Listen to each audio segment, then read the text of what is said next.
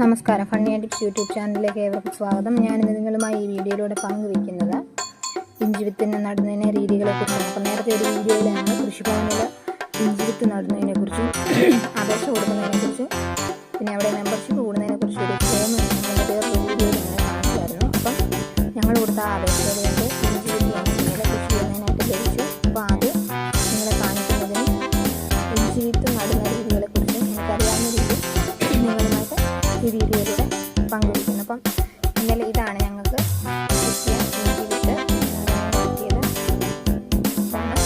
കിട്ടിയ വിത്തുകളെല്ലാം ഇതാണ്. ഈ കാണുന്ന ചെറിയ ഈ ചാക്കിലാണ്, ഈ സഞ്ചിയിലാണ് നമുക്ക് കിട്ടിയത്. അപ്പം ഇഞ്ചി വിത്ത് നടുന്ന രീതികളെക്കുറിച്ച് എന്തൊക്കെയാണ് നിങ്ങളോട് പങ്കുവയ്ക്കാം. ഇഞ്ചി നടുമ്പോൾ ശ്രദ്ധിക്കേണ്ടത് മുളക് വന്ന ഇഞ്ചി പ്രത്യേകം വേണം നമ്മൾ നോക്കി നടുന്നതിന്. അപ്പം ഇതിനകത്ത് ചിലർക്ക് തന്നെ ഇവിടെയൊക്കെ ആയിട്ട് മുളക് വന്ന ഭാഗങ്ങളുണ്ട്, ചില സൈഡുകളിലൊക്കെ മുളക്കില്ലാത്ത ഭാഗങ്ങളുണ്ട്. അപ്പോൾ മുളക് വരാത്ത ഭാഗത്ത് എന്താ ചെയ്യേണ്ടതെന്ന് വെച്ചാൽ നമ്മുടെ ചാണകച്ചാക്കിൽ നനവ് വരച്ചിട്ട് നനച്ച് നല്ലപോലെ നനവ് വരത്തി ഈർപ്പം ആക്കിയ ശേഷം ഈ മുളക് വരാത്ത ഇഞ്ചിയെല്ലാം അതിൽ ഒരു 1-2 ദിവസം ഒന്ന് മൂടി വെച്ച് നനവ് കൊടുത്തു കഴിഞ്ഞ് കഴിഞ്ഞാൽ മുളക് വരാത്ത ഇഞ്ചി വിത്തിൽ മുളപ്പ് തനിയെ വരുന്നതായിട്ട് നമുക്ക് ശ്രദ്ധിക്കാം. അപ്പം മുളപ്പ് വരാത്ത ഇഞ്ചി നടാൻ പറ്റുമോ ഇല്ലയോ എന്നുള്ള കൺഫ്യൂഷനൊക്കെ ഉള്ളവരൊക്കെ ഉണ്ടായിരിക്കും. അപ്പം ആ ഒരു കാര്യം പ്രത്യേകം ശ്രദ്ധിച്ചാൽ മതി. ഇപ്പം നമുക്ക് നോക്കാം ഇഞ്ചി വിത്ത് നടുന്ന രീതി എങ്ങനെയൊക്കെയാണ് നമുക്കൊന്ന് നോക്കാം. ഇഞ്ചി നടുമ്പോൾ ശ്രദ്ധിക്കേണ്ട പ്രത്യേകിച്ച് കാര്യം മുളപ്പ് വന്നത് കഴിവതും നോക്കി നടാൻ ശ്രദ്ധിക്കണം. ഞാൻ നേരത്തെ പറഞ്ഞ പോലെ തന്നെ ബാക്കി മുളപ്പ് വരാത്തതിനാൽ ഒരു ചാണച്ചാക്ക് നനച്ചിട്ട് അത് മൂടി വെച്ചാൽ മതിയാകും, തനിയെ മുളപ്പ് വരികയും ചെയ്യും. ഇഞ്ചി നടുന്നതിന് വേണ്ടി ആദ്യം നമ്മൾ ചെയ്യുന്നതെന്ന് പറഞ്ഞു കഴിഞ്ഞാൽ എവിടെയാണോ നടുന്നത്, ഏത് മണ്ണിലാണോ നടുന്നത് അത് തിട്ട പോലെ കിളച്ച് അതിൻ്റെ ഏറ്റവും അടിയിൽ പച്ചയില അല്ലെങ്കിൽ ഉണങ്ങിയ കരിയില അതുപോലെ അതൊക്കെ ഒന്ന് ഇട്ടതിന് ശേഷം നമ്മൾ ഗ്രോ ബാഗിലൊക്കെ ഇടുന്ന അതേ രീതി തന്നെ ഈ മണ്ണിൽ നമ്മൾ ഇഞ്ചി നടാനായിട്ട് തടം എടുക്കുന്ന എവിടെയാണോ അതിൻ്റെ അടിയിലായിട്ട് തിട്ട വെട്ടിയതിൻ്റെ അടിയിലായിട്ട് മണ്ണിൻ്റെ അടിയിലായിട്ട് പച്ചയിലയും ഉണങ്ങിയ കരിയിലകൾ വിട്ട് അതിൻ്റെ മുകളിൽ വേണം മണ്ണും ചാരവും ഇടാൻ. മണ്ണിട്ടതിൻ്റെ ശേഷം ഏറ്റവും മുകൾ ഭാഗത്തായിട്ട് ചാരമിടുക.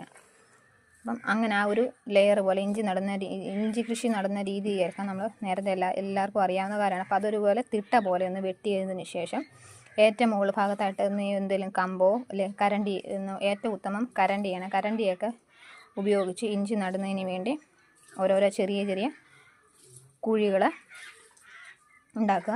ഇനി ഇതിലേക്ക് ഈ ഇഞ്ചി നടുന്നതിന് വേണ്ടി എടുത്ത് വെച്ച കുഴിയിലേക്ക് ഉണങ്ങിയ ചാണകപ്പൊടി കൂടി ഇട്ട് കൊടുക്കുക. അപ്പം ഇത് ഇട്ടതിന് ശേഷം ഇങ്ങനെ ചാണകപ്പൊടി കുഴികളിലിട്ട് കൊടുത്തതിന് ശേഷം അതിൽ നമ്മൾ നടാനായിട്ട് തിരഞ്ഞെടുത്ത ഇഞ്ചി വിത്ത് മുളപ്പ് വന്നത് ഇഞ്ചി വിത്തിൻ്റെ മുളപ്പ് ഭാഗം മുകളിലേക്ക് വേണം, പ്രത്യേകം ശ്രദ്ധിക്കണം. മുളപ്പ് വന്ന ഇഞ്ചി വിത്തിൻ്റെ മുളപ്പുള്ള ഭാഗമായ മുകളിലേക്ക് വരാനായിട്ട് പ്രത്യേകം ശ്രദ്ധിക്കണം.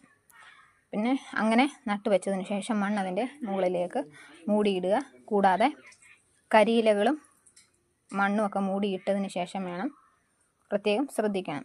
പിന്നെ ഇഞ്ചി പറിക്കാറായെന്ന ആ ഒരു അടയാളം നമുക്ക് കിട്ടുന്നതെന്ന് പറഞ്ഞാൽ അതിൻ്റെ ഇല മഞ്ഞ കളറിൽ ഇല്ലെങ്കിൽ ഉണങ്ങിയ നിറത്തിൽ കാണപ്പെടുന്ന ആ ഒരു സമയമൊക്കെ ആകുമ്പോഴത്തേക്കും നമുക്ക് മനസ്സിലാക്കാം ഇഞ്ചി പറിക്കുന്ന ആ ഒരു സമയമായിട്ടുണ്ടെന്ന് മനസ്സിലാക്കാം.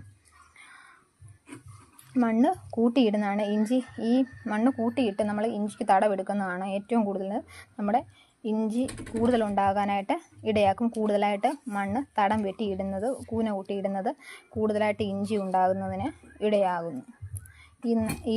ഇഞ്ചി വിത്ത് നട്ടതിൻ്റെ മുകളിൽ ആവശ്യാനുസരണം മണ്ണിട്ട് കൊടുക്കുക. പിന്നെ അതിൻ്റെ മുകളിലേക്ക് ഉണങ്ങിയ ഇലകളും കൂടി ഇട്ട് കൊടുക്കണം. കാരണം അങ്ങനെ ഇട്ട് കൊടുക്കുന്നതിൻ്റെ കാര്യമെന്ന് പറഞ്ഞാൽ സൂര്യപ്രകാശം നേരിട്ട് നമ്മൾ നട്ടു വെച്ചാൽ ഇഞ്ചി വിത്തിൻ്റെ മുകളിലോട്ട്, അതായത് ആ മണ്ണിലോട്ട് എത്രയും വേഗത്തിൽ ഈ സൂര്യപ്രകാശം അടിക്കുന്നത് മൂലം മണ്ണ് ഉണങ്ങിയതിന് ശേഷം നമ്മൾ നട്ടു വെച്ചിരിക്കുന്ന ഇഞ്ചി വിത്തിനും ചിലപ്പോൾ കേടുപാടുകൾ സംഭവിക്കാൻ ഇടയുണ്ട്. അപ്പം ഈ കരിയിലെ മണ്ണിൻ്റെ മുകളിൽ കിടക്കുകയാണെന്നുണ്ടെന്നുണ്ടെങ്കിൽ ആ ഒരു നമ്മൾ നനച്ചു കൊടുക്കുന്ന ആ ഒരു നനവും കാരണം ഈ ഇഞ്ചി വിത്തിന് കേടുപാടുകളൊന്നും സംഭവിക്കാതിരിക്കാൻ ഇടയാകും.